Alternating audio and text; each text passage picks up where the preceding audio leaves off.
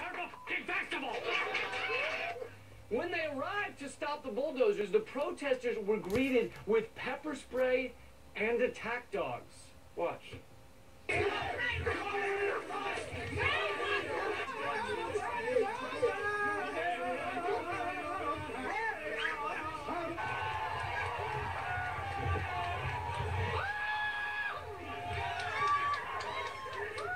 Yeah, dogs bit many protesters and others were pepper sprayed. The dog handlers, which I prefer to call dog enablers, they just take a second and process this scenario. A massive corporation wants to put their pipe through your land.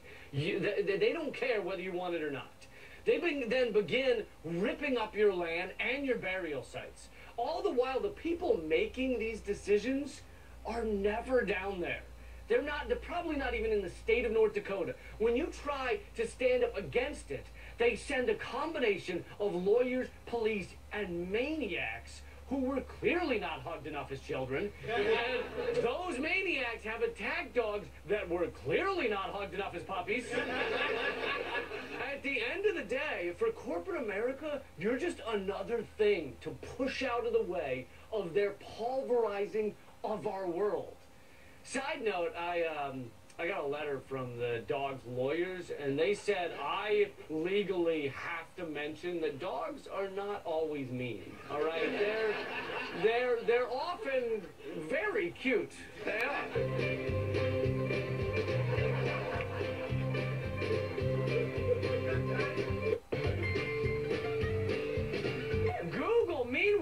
Collecting information about people 24/7 using more than 60 different observation platforms, including Google, Google Wallet, Google Maps, Google Intravenous, Google Suppository, Google Cheese Doodle. With Google Cheese Doodle, the orange powder on your fingers has microprocessors in it, and they send back data about everything you touch. Everything. In 4,000 instances, this judge locked kids away in juvenile centers for small infractions like getting in a fight.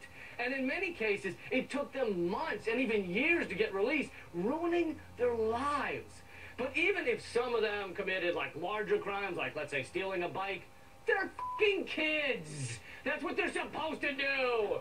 Steal bikes, leave burning dog poop on a doorstep, snort Fun Dip, right? Slingshot a tomato through a neighbor's window. Well, you didn't mean to break the window. You meant for it to just splat on the side of the house, but then it went through the window. I'm asking for a friend.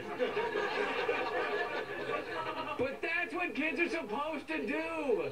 You, on the other hand, were a judge. You were supposed to be largely corrupted by the corporate state, delivering decisions that reinforce the intrinsic class barriers in our society, cementing the power of the wealthy elite. But you weren't supposed to do that to children.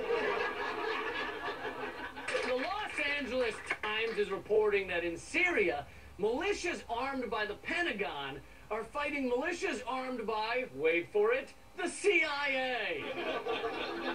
That's right. Outside the city of Aleppo in Syria, the CIA armed guys are fighting the Pentagon guys. But don't worry, this is nothing new. It also happened back in a book called Catch-22. But the difference is that that was fiction.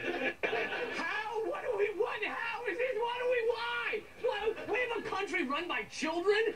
We just have so many guns, we don't know what to do with them, and we gotta keep producing them because there's a lot of money in it, so we just keep pumping them out. The U.S. is like a used car salesman for weapons. You know, we're like, I don't even have room to park these Abrams tanks on the lot! I'm giving away! Hey! I'll throw in seat warmers and automatic windows for free!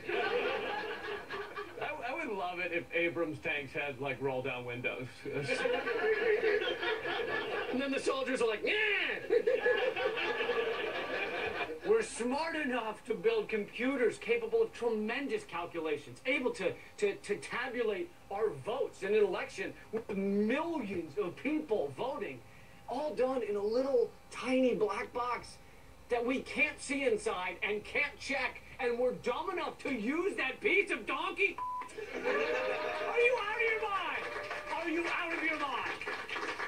Imagine Imagine if the last 5 minutes of the Super Bowl were decided in secrecy. And then the refs just walked out from behind a curtain and were like, the Detroit Lions won. It was amazing. If they did that, America would be on fire. Like, everything would be set on fire. But it's just our democracy done that way, so it's cool. Totes cool.